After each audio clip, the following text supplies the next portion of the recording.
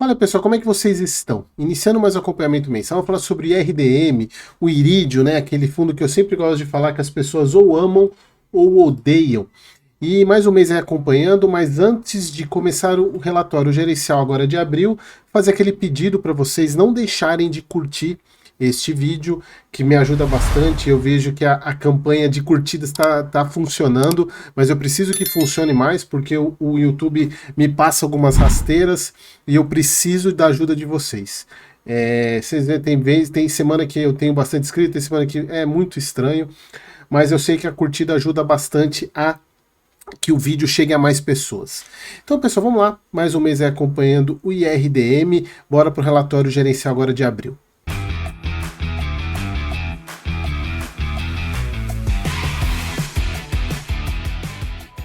Então vamos lá, pessoal, relatório gerencial de abril.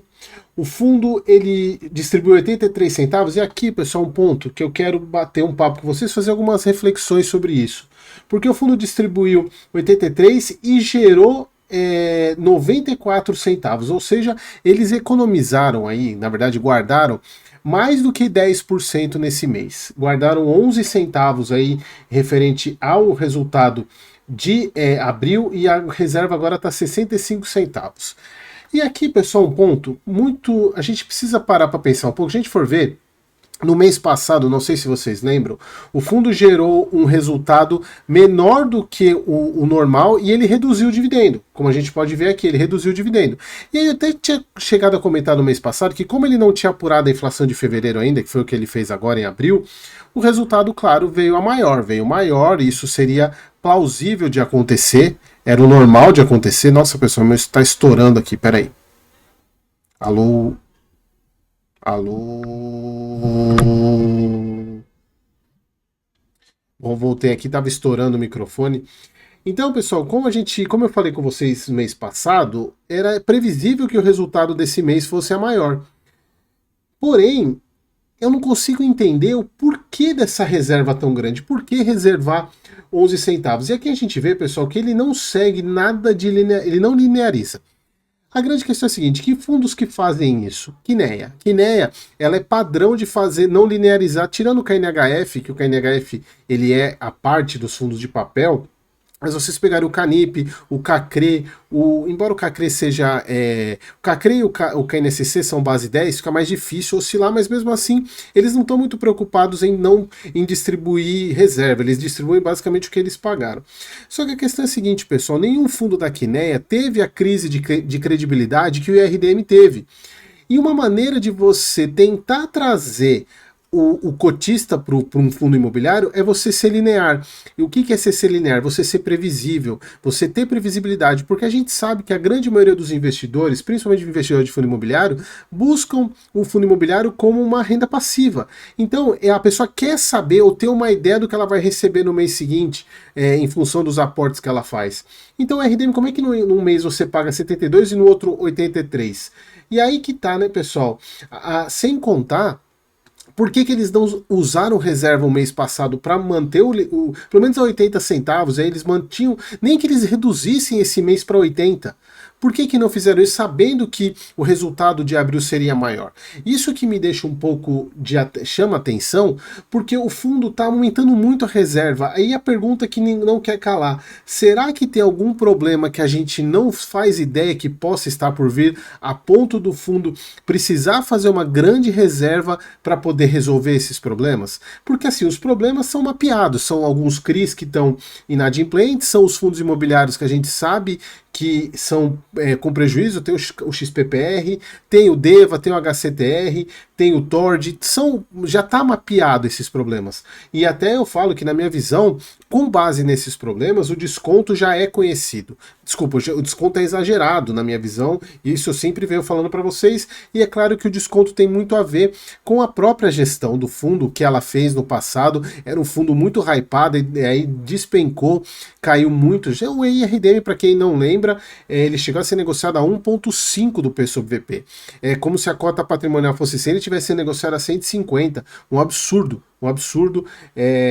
Claro que quem investiu nessa época odeia o IRDM, porque, claro, perdeu muito dinheiro e dificilmente vai recuperar, se já não realizou prejuízo, e aí também não é tanto culpa do fundo, né? É culpa do investidor não ter conhecimento que a gente não pode investir em fundo imobiliário com P sobre VP muito alto, principalmente fundo de papel, né? Fundo de tijolo não tem tanto problema, mas fundo de papel sim. Mas a grande questão que eu faço, que é essa reflexão que eu faço para vocês é o que o gestor do IRDM quer? E até eu gostaria de fazer uma live com eles, né? Eu até já mandei e-mail para eles, mas não tive resposta. Se alguém de vocês tiver algum conhecimento aí, ou mandar e-mail para a gente bater um papo, até para eles poderem explicar o porquê disso. Embora eles tenham essas transmissões de resultado aqui, mas eu nunca vi nada justificando, né, das justificativas. E quando a gente tem uma entrevista, um vídeo onde eles, por exemplo, vocês que assistem lives aqui que eu faço com o gestor, eu pergunto e pergunto mesmo, não quero saber, pergunto o que precisa ser perguntado. E aqui a pergunta que eu faria é o seguinte: qual é a estratégia do IRDM? Por que que em um mês com baixo resultado vocês diminuem o dividendo e não usam reserva, e num mês com baita de um resultado vocês fazem reserva? Então, se você não está usando a reserva no quando precisa, por que você está fazendo? Esse é o ponto que para mim é assim, eles poderiam ter usado reserva no mês passado, não usaram, e esse mês eles fizeram mais do que normalmente eles tinham comprometido. Na verdade, comprometido não, colocado foi no final de 2023 que eles começaram a fazer essa questão de reserva, que eles reservavam pelo menos uns 4 a 5% mais ou menos do resultado no mês. E esse mês eles reservaram mais de 10%. Só que não explicam o porquê. Eu acho que ficaria muito mais fácil e a gestão colocar, ó, o nosso objetivo para a reserva é esse. Porque eles não colocam qual é o objetivo. Qual é o objetivo? Então, eles falam da retenção e eles falam que é mitigar possíveis impactos decorrentes de amortizações extraordinárias ou eventuais inadimplências no fundo. Só que já está chegando a quase um mês de cota. E aí eu vejo, será que tem necessidade de ter tanta reserva assim? A não ser que eles estejam montando essa reserva para, por exemplo, zerar um DEVA, zerar um HCTR e tirar logo de uma vez, e eu já falei isso para vocês em alguns vídeos mais para trás, se ele resolver realizar esse prejuízo, ele vai ficar um ou 2 meses sem distribuir dividendo. Então talvez ele esteja fazendo isso para poder zerar uma participação dessa, quem sabe. Mas assim, poderiam explicar, poderiam colocar, justificar o porquê de ter feito uma reserva tão grande, ou pelo menos linearizar o dividendo. Mesmo que ele cara, assim, eu falo para vocês, se ele tivesse mantido 80 em março e mantido 80 em abril, estaria tudo certo.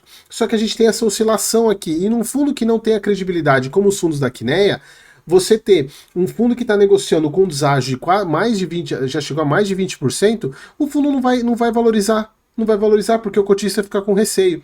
Então assim, eu gostaria muito de saber qual é o motivo de tanta reserva, ou de não usar reserva quando precisa usar. Então, bom, falando sobre o fundo e se a carteira dele não tem nenhuma novidade, aqui a gente vê que ele zerou uma compromissada que ele tinha, que vencia, essa aqui eu peguei do relatório passado, ela vencia no dia 22/4, então zerou aqui 14 milhões, eles até falam aqui mais embaixo, né?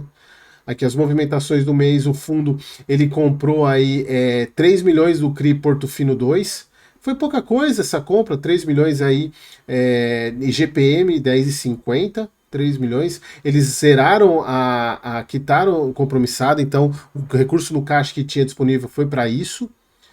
E aqui, pessoal, as operações, nada de novo nas operações do fundo. A gente vê aqui, o fundo gerou um baita do resultado, 94 centavos, pagou 83, guardou 11 centavos na reserva, que se a gente for ver, ele tinha essa postura de guardar aí os 5 centavos, às vezes até 8, aqui nesse mês de novembro eles guardaram 10% também. Então não tem muita lógica isso. Então eu acho que um fundo que não tem a credibilidade que um fundo da Quineia tem, poderia explicar um pouco mais. Eu acho que a Iridium peca o Iridium, né, peca nesse quesito. Eles poderiam ser um pouquinho mais transparentes em justificar o porquê que eles não distribuem reserva quando vem resultado baixo e por que eles guardam tanto quando a reserva vem alta. Beleza, pessoal? Então era isso. Espero que vocês tenham gostado e até o próximo vídeo.